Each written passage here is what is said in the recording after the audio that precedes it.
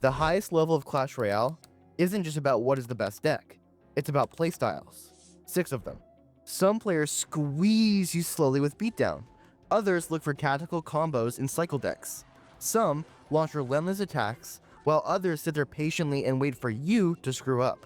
There are players who drag you into double elixir where it's their time to shine, and others who cut off your plans before you even get started. These playstyles are often underanalyzed, swept under the rug, and that's why you are lost. Trust me, they're real, repeatable styles you can study, copy, and master. In this video, I am breaking down all 6, showing how they work, why they win, and how you can use them yourself. Without this knowledge, you will continue to play your deck wrong and be confused why.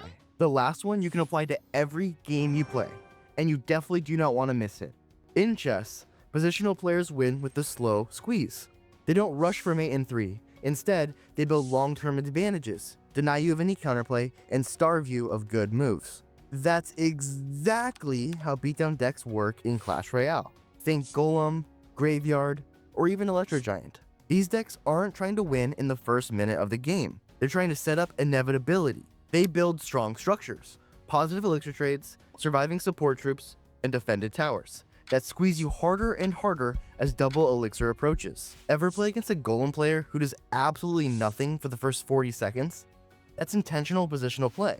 They're saying, I'm just gonna wait. The longer this game goes, the more the position favors me. And when they finally drop that golem in the back with 1 minute and 15 seconds left, you're down 4 elixir, your hand has no way to punish them, it feels suffocating. Your brain is racing. You already know that if you overcommit on the opposite lane, you're dead. If you underdefend the golem push, you're dead. This positional squeeze in Clash Royale isn't flashy, but it's brutally effective. If you want to master this style, learn patience, track trades, play for the long game. Don't force damage, just control space until the game bends in your favor. In chess, tactical players live for fireworks, sacrifices, combinations, forcing sequences that blow open the board in 3 to 5 moves. That's what cycle decks do in Clash Royale. Minor Poison, Expo, Mortar Cycle. These decks win through short-term calculations. Every minor placement, every log timing, every prediction, it's a mini tactic. You're setting traps and forcing the opponent into bad trades. Watch an Expo pro like Betfast. It looks like he's just spamming defensive Teslas and hoping that the Expo locks. But what's really happening is tactical calculation. He knows if I log here, then he's forced a knight. Once he knights, my Expo locks because Tesla's still up. That's a 3-move combo. Just like a chess tactic, Psycho requires immediate micro calculation as opposed of macro control. Some defenses require pros to literally think 10 plus interactions ahead. Mind-boggling when you break it down. The beauty of tactical decks is that you can beat strong players mechanically by out-calculating them. It's not about building inevitability like beatdown. It's about seizing short windows and squeezing instant value. If you want to train this style, play Minor Poison for a week straight. Force yourself to predict placements, count elixir precisely, and look for tiny combos that gives you slight plus EV interactions. Just like in chess, a single 3-card tactic can decide the whole game. If you want to learn about expected value and how to find the best deck to push ladder, check out my video here on the trophy system. Chess players like Paul Morphy played with fire. Opposite side castling, pawn storms, all-in attacks. They didn't wait for weaknesses. They created them. That's aggressive style in Clash Royale. Think E-Golem, P.E.K.K.A Goblin Giant, and bridgespam. These decks don't care about trading evenly. They care about initiative. As long as they're forcing you to respond, they are winning. Drop a Battle Ram and a Royal Ghost in one lane, and a Bandit in the opposite lane, and watch the opponent sweat. Every time you add troops to these massive counter pushes, you're basically saying, defend this perfectly or lose your tower. That's initiative. That's attacking chess. Now, the risk is obvious. If your attack fails, you're wide open. But that's also why these decks thrive in mid-ladder. They punish opponents who don't have the perfect counters or who misplay just once. The key to attacking play is knowing when to commit fully. You can't half-send a P.E.K.K.A Goblin Giant push. You either go all in and crush, or you stall and reset. If you're the kind of player who loves the adrenaline rush, and who loves keeping your opponent permanently on the back foot, this is your style. Here's where it gets fun.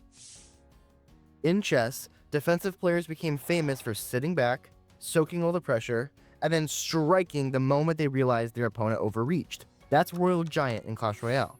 Think about it. RG decks aren't usually the first to strike.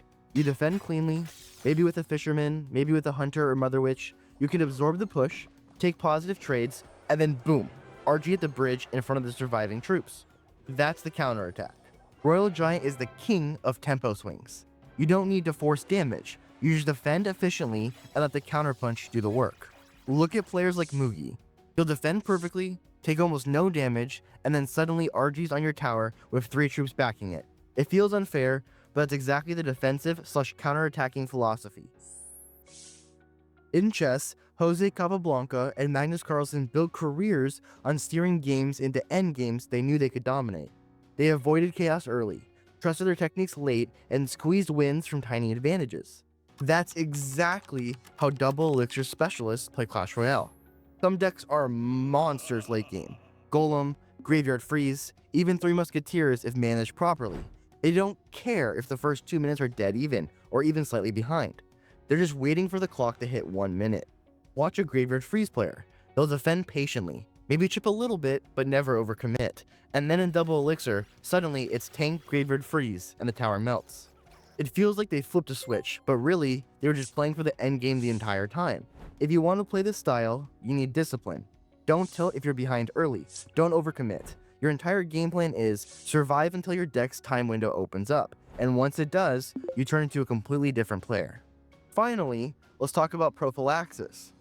In chess, Petrosian was famous for moves that looked quiet, but secretly they shut down all of his opponent's plans. He wasn't just making good moves, he was stopping their good moves before they even started. That's what predictive play looks like in Clash Royale. Think of saving your log specifically for Goblin Barrel, or holding Tornado because you knew the hog was coming, or placing a Tesla 2 tiles higher than normal because you anticipate their lightning. This playstyle isn't a new deck archetype in itself, but it wins games. Why? Because you're controlling not just what happens, but what can't happen. This adaptive play can partner with all 5 of the previous playstyles I mentioned earlier. Have you ever watched a professional play and saw them defend their opponent's pushes no matter how many different variations the opponent attacked with? That's prophylaxis. They already knew it was coming. If you want to add this to your arsenal, start asking, what does my opponent want to do right now? Then, instead of just making your best move, make the move that denies theirs. So there you have it. 6 chess playstyles, 6 Clash Royale strategies. I'm going to throw a breakdown of them on the screen right now so you can pause and take a look. The next time you queue into a match, ask yourself, which style should my deck be playing right now? Am I squeezing? Am I attacking? Am I waiting for the endgame? Or am I just denying their win condition before it starts? Understanding these lenses won't just make you a better player. It'll help you see Clash Royale as the complex strategy game it really is. And the best part? You don't have to be Magnus Carlsen to apply them. Start thinking of your moves not as what looks good right now, but as part of a bigger strategy. If you enjoyed this breakdown, let me know in the comments below which style you think fits your gameplay best.